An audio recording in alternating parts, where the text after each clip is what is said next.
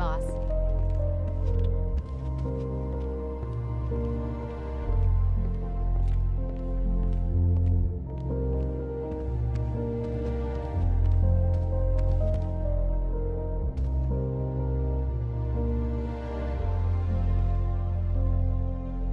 Hello everyone, I'm Carla Rey, the maker of Grand Theft Auto Online, the series, and I have an important announcement to make.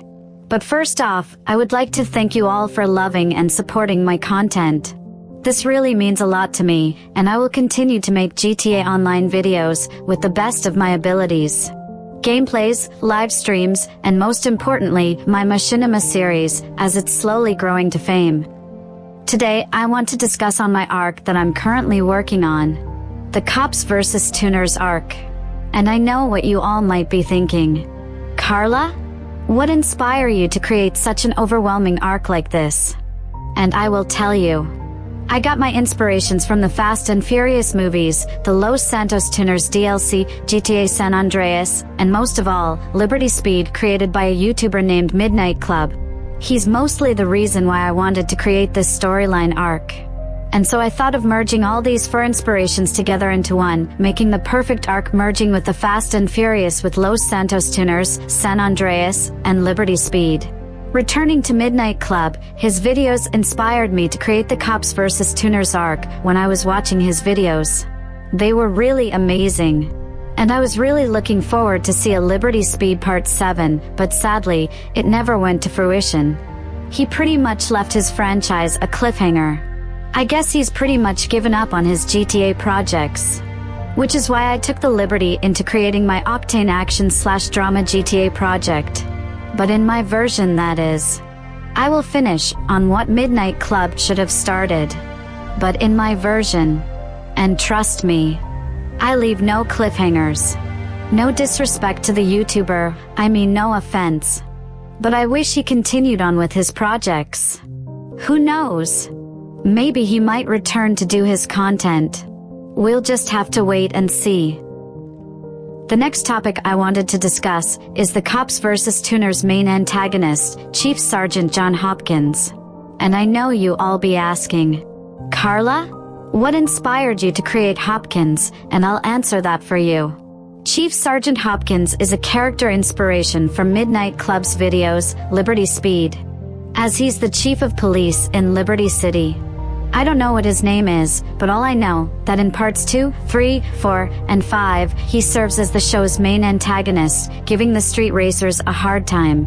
That's what drove me into creating Police Chief Hopkins. Hopkins is also based on Luke Hobbs from the Fast and Furious franchise and James Stokes from Showtime's premium show, Dexter.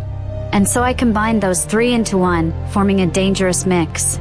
Unlike the chief of police in Liberty Speed, Hopkins is shown to be ruthless, ambitious, aggressive, unreasonable, impulsive, notoriously stubborn, and extremely determined, as in, extreme to the max. In the Cops vs. Tuners arc, Hopkins is a major threat to the street racing community, as he is determined to eradicating street racing off the city forever, and hunting down, and expunging all street racers, in the name of justice. You know, the way he said that, kinda reminds me of Zamasu from Dragon Ball Super, now that I think about it. So I only got 2 more episodes to go, and the Cops vs. Tuners arc is over. So the question is, what am I going to do with Hopkins? Should I kill him off in the finale? Or should be left alive and get arrested for his crimes while serving as the chief of police? You guys decide by leaving the comments down below, and you tell me what I should do with Hopkins. Option 1, kill him off? Or Option 2, spare his life, and he gets arrested by the mayor and the city council. To be honest, I'm kinda struggling on what to decide on Hopkins' fate. Does he live? Or does he dies? Only one way to find out for sure. The next topic I want to discuss is Basecamp. That's right, I said it. Basecamp. Now I know y'all are going to ask me, Carla? Why are you bringing up Basecamp, and what is Basecamp anyway? Well, I'll answer that. Basecamp is an online chatting website parody to Discord. Do you get it? In episode 12, Street Racing Revolution, there's a scene with me doing an online video chat with Sean Don 57, Luis Lopez, and Nico Bellic. And I'll be using this Discord parody for upcoming episodes in the future. All I know, that Basecamp is a fun website for everyone to use in the GTA HD universe. Speaking of the GTA HD universe, I know you all wanted to ask me, Carla? If this is the HD universe, then why is Carl in it? Ain't he supposed to be in the 3D universe? And why did you have him as your love interest? You guys have every right to ask me that, and I'll explain why. I made an HD version of Carl for my Machinima series so it wouldn't get confused with the 3D universe Carl from the game San Andreas. I'm talking about dimensions here. In the 3D universe in the present timeline, Carl was born in 1968, meaning he's 54 right now. So in the HD universe in the present timeline, Carl was born in June 14, 1988, so he's 34 right now. Do you all understand now? I should hope so. In the 3D universe, Carl's Grove Street homies, Big Smoke and Ryder betrayed CJ, Sweet, and the GSF, and both of them were killed by CJ himself. But in the HD universe, Big Smoke and Ryder do not betray CJ, and they're still homies up to this day. Why? I'll explain. In the 3D universe, Officer Tenpenny wanted Big Smoke to start his drug empire, and so he decided to corrupt Smoke's mind and decided to screw over his friends and loved ones. However, in the HD universe, it never happened. Why? Because HD universe Tenpenny was gunned down by Mr. Nobody's hitmen. And with Tenpenny out of the picture, there would be no reason to carry out the plan. How? Simple.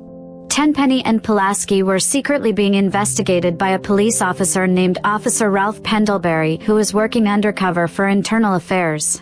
And to keep him from exposing their plans to the public, Tenpenny and Pulaski had him clipped, and when CJ returned to Los Santos, Tenpenny saw an opportunity to blackmail Carl and threatened to frame him for Pendlebury's murder if he didn't do their dirty work. So the question is, why CJ rat out Tenpenny and Pulaski to Mr. Nobody? Simple. Mr. Nobody has surveillance drones with cloaking technology. He sees everything. And not to mention, Mr. Nobody is a very intelligent and powerful man in the Los Santos criminal underworld, so there's no bullshitting him. And Carl happens to be an associate to him and his organization. Carl knows that Mr. Nobody is a fixer and that he fixes problems professionally. Tony Soprano style. And Carl knows that Mr. Nobody would protect him as well. That's why Carl told Mr. Nobody about Tenpenny blackmailing him into doing his dirty work, and he does not tolerate anyone blackmailing and threatening his associates and loved ones. You mess with Mr. Nobody, and it's a death sentence for you. That is why Mr. Nobody had Tenpenny clipped, so he won't carry out his evil plans on what he's going to do in Los Santos. That's also why Big Smoke and Ryder never betrayed CJ, cause with Tenpenny out of the picture, Big Smoke and Ryder remains uncorrupted without his influence. So Carl did the right thing on coming clean to Mr. Nobody. Now I know y'all wanted to ask me is, why you chose Carl Johnson as your love interest? Simple. Carl Johnson is one of my favorite GTA characters of all time. And he was my first. And when I discovered there was an NPC version of him, this gives me an idea. Why don't have Carl Johnson added in my series, but for the HD universe? Not only as a supporting protagonist, but also Carla's love interest. In the HD universe, Carl has gone out with a bunch of women, but none were his type, and not the perfect one. Until he met me. And so we both zinged. It's like true love has opened up a window for the both of us. I was the perfect girl for him. And it looks like I was his type. And he was my type. It's like the French sci-fi film, The Fifth Element. I took a page from its playbook, which inspired me to make this romance. And we both share some kind of chemistry which ignited our relationship and turned it to a romantic relationship. Real love. It's like we share a few things in common. Carl is a Gemini, and I'm a Leo. Together, me and CJ are partners in crime. And if you guys ask me, are you using CJ as a plot device, then I'll just go ahead and say it, no. He is not being used as a plot device. It would be very lazy and disrespectful of me and the CJ fans if I did that. HD Carl has every right to be here on my show. Just like the others. And I will continue this Carl and Carla romance for a very long time. And just by looking at this beautiful interracial couple, they are not going to break up anytime soon. Their love, chemistry and bond is too strong for them to break apart. Their love and their bond will last forever throughout my whole series. That's why I chose Carl as my love interest. He's the perfect choice and knows how to treat a woman right. Carl will always be my favorite GTA character, with all my heart. Now that I've completed episode 12, and believe me, it was a real pain in the ass for me. It took me about a year to complete this episode. I was excited on making it, but at the same time, I also got bored with it. There were some scenes that I liked, and the other ones, let's just say, that slowed me down. But I'm glad I got it out of the way. But I can't celebrate just yet. I still have episodes 13 and 14 to complete the entire arc. After completing the 12th episode, I decided to take a break from my show for a while. Which leads to my next topic. My next topic is that I will be helping my friend online, Acacia Williams, on her upcoming GTA movie called The Hopeless and the Lost. I will be assisting her on her movie project as I have several ideas for her movie project, and they're super juicy. The Hopeless and the Lost is about a vigilante, a biker, and a group of allies to avenge the death of a friend of ours by killing the Lost MC's current chapter president of Sandy Shores, Chuck Daniels.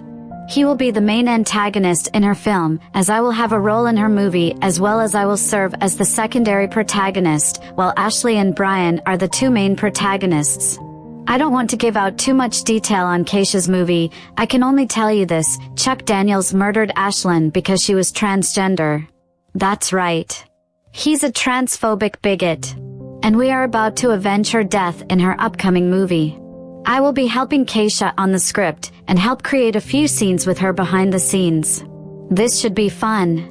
Also, if you happen to be a fan of me and my content, and you wanted to invite me into your GTA Online movie projects, then contact me on Discord. If you have a Discord account, here's my Discord tag if you see it below of the video. So if you want to feature me in your videos, then just contact me, and I would be delighted to join your movie projects in the future. I always wanted to be in other people's GTA videos. The Hopeless and the Lost is a start. And once I've helped Keisha on her movie project, I will resume on completing the Cops vs. Tuners arc, starting with episode 13, Cop Carnage. And after that, episode 14, which will serve as the arc's grand finale. It will be a fight to the death in this finale. Who will win? The cops? Or us? But we are this close into ending the arc for good, and give me and my gang a perfect ending. However, the arc would be complete, but not entirely. And I'll explain why. I've decided to make an extended version for episodes 7 and 8 by adding additional scenes that were never shown in the original. Episode 7 will have Carla in her tuner's outfit, and me, Jean, and the gang do the first contract job for KDJ and Sasanta, which involves hijacking the Merryweather train, as it is the first contract mission in the Los Santos Tuners DLC. Episode 8 will also have additional scenes with Hopkins missed out on his therapy sessions, and did it on purpose so he can fulfill Linda's last wish by banning street racing off the city, and hunt down all the street racers, in the name of justice. And of course there's going to be scenes with the other officers such as Munius, Jernigan, Chetkowski, Jekus, and Torres. And also a scene where Erica Nikki saves her friends, and they're being chased by the cops, and Carla and Jean would hang out for a while, and so forth. And since it's episodes 7 and 8, I would have to use the old AI voices that used to have for episodes 1 to 11. Remember, I used to use the old computers sound like AI voices before I used the new ones from Microsoft Azure. The next topic I want to discuss is my next upcoming arc after the Cops vs. Tuners arc is done. It's called the F. Clinton and Partner arc, based on GTA Online, The Contract. Now I have played the DLC already, but I will be doing it again, but in a machinima version of it, including the Short Trips mission 2 after I complete the Dr. Dre VIP contract mission. But that's not all. Rumor has it that Michael DeSanta from GTA 5 would return in GTA Online for an upcoming DLC, The Production, as a continuation of The Contract. I've asked Tez 2 about it, and here's on what I've said to him, as I asked him a couple of questions that needed answering. I have been very disappointed in Rockstar Games for not delivering on their promises like they said they would. 'Cause ever since Rockstar released GTA the Definitive Edition, they began to lose support for gamers and fans alike. And what really pissed me off is that I thought they were going to continue the contract as a two-parter. 'Cause I thought we're going to get the Michael DLC in December of 2022, but instead we got the Drug Wars DLC instead, and when I heard that DLC was coming out instead of the Michael DLC, I really lost my temper. Rockstar has been making useless DLCs that no one wants to play. And if that wasn't enough, every time a DLC is released, they keep nerfing up the Cayo Perico heist. Like, what the hell? I like it when guards are not looking at dead bodies. They always making things difficult for us. But Rockstar doesn't care. That's why they're losing support. They don't listen to our grievances and don't deliver on what they promised. So the question is TES 2, what's keeping them, and why are they taking so long with the production, aka the contract part 2? And then TES 2 responded. To be honest with you, the Michael DLC was simply speculation from my part and the community. No official confirmation from Rockstar themselves. And I wasn't receiving inside intel at the time. I was simply told that Michael would eventually be featured, but may not happen with the next DLC, aka the Drug Wars DLC we received. Also, a second part to the contract is also speculation. What we do know for sure is that Rockstar is working on a feature to let players make their own musical mixes and beats. And that will be an update to record a studio's place. It would make sense for that to arrive with an update like the contract part 2. But keep in mind, that's still speculation. And so I thanked him for the info, and decided that if Rockstar wasn't going to make the Michael DLC come to fruition, then I would do it myself. But it would be in a machinima form. And I'll explain. Rockstar Games hasn't confirmed anything that Michael DeSanta will be returning to GTA Online. I'm still disappointed in Rockstar Games for not making that DLC into fruition. And instead, we got the Drug Wars DLC. The DLC that no one wanted. I simply didn't want it. But it is what it is.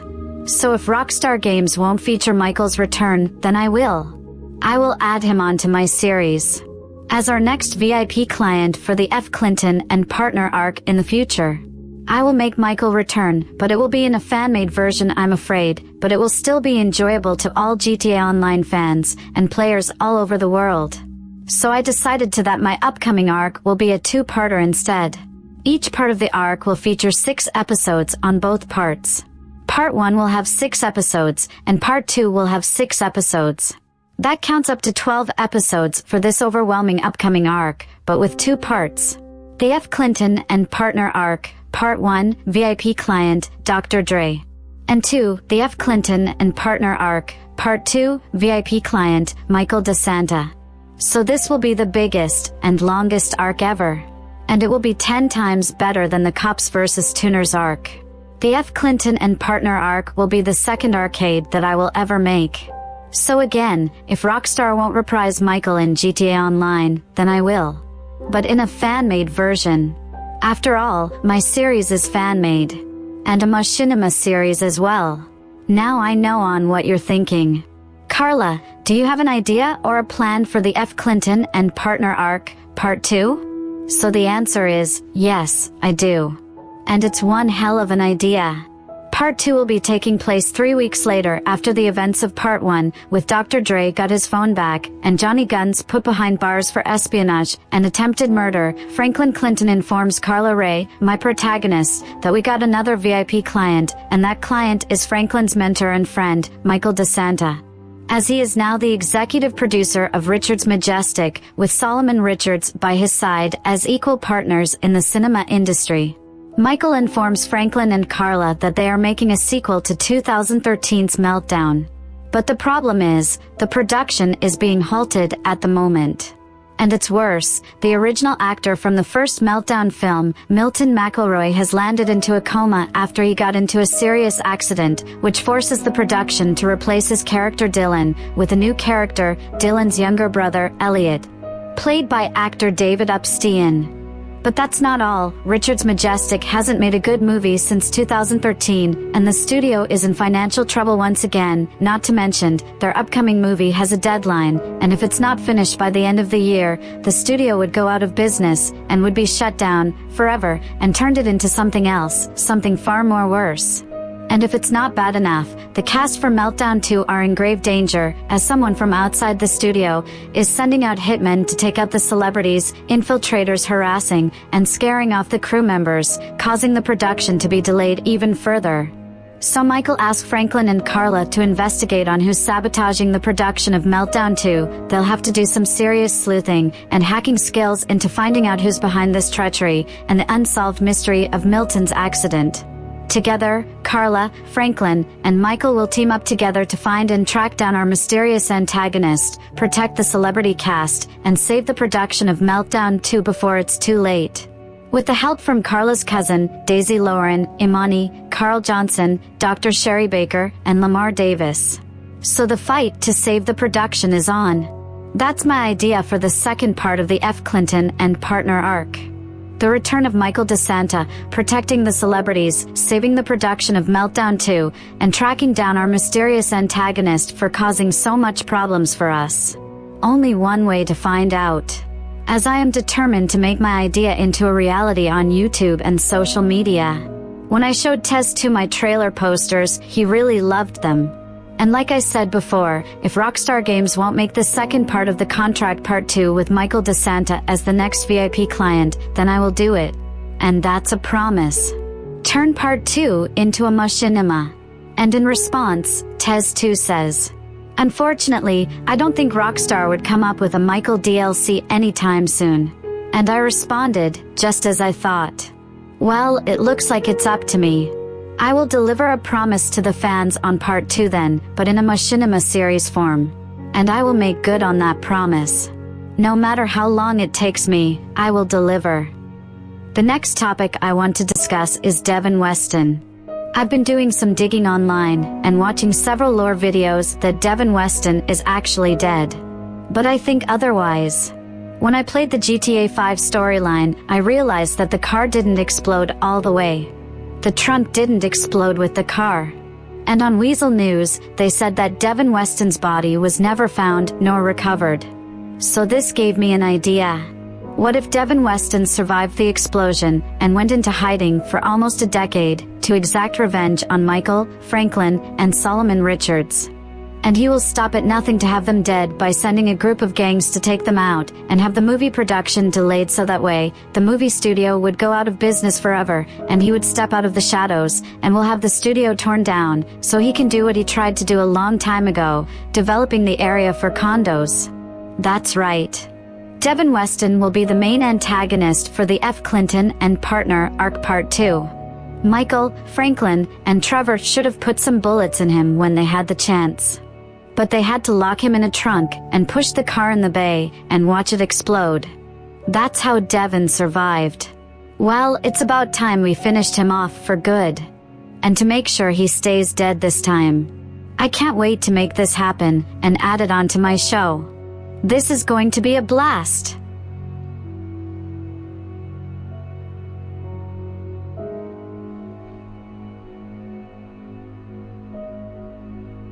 And my final announcement to my wonderful friends and audience. I'm leaving PlayStation 4. Forever. I will be transferring to PlayStation 5, also known as Next-Gen. I really hate leaving my friends. The ones that don't have Next-Gen, but I hope they'll have the money to buy a PS5 in the future. I know I did. And it wasn't easy getting the cash together. The reason I'm leaving PS4 and transferring to PS5 is because most of my friends are there, and for another, Rockstar Games is ending support for those who are on PS4 and Xbox One. The San Andreas Mercenaries could be the last DLC update they'll get. After that, they will receive no more updates. And for a reason. The older consoles can't handle any more compatibility when new updates show up. I've been told that the games on PS4 and Xbox One are starting to lag and freeze up. That means the last-gen consoles has reached its limits, and they can't take any more DLC updates. So 2023 could be the last year last gen will stop getting DLC updates. It breaks my heart once I think about it. I've been on PS4 since the late 2019. Those were some exciting times. But times are changing. The only thing we can do now is move forward into the future. And that's exactly what I'm doing. Well, that's all the time that I have for today. So this video here will be the last one to be made on PS4. So please be sure to leave some comments down below, and be sure to hit the notification bell to all my upcoming content. Thank you all for watching, I love you all so much, and be sure to like, comment, and subscribe. I will see you all on Next Gen, ladies and gentlemen, and I will see you all in the next video. Bye bye.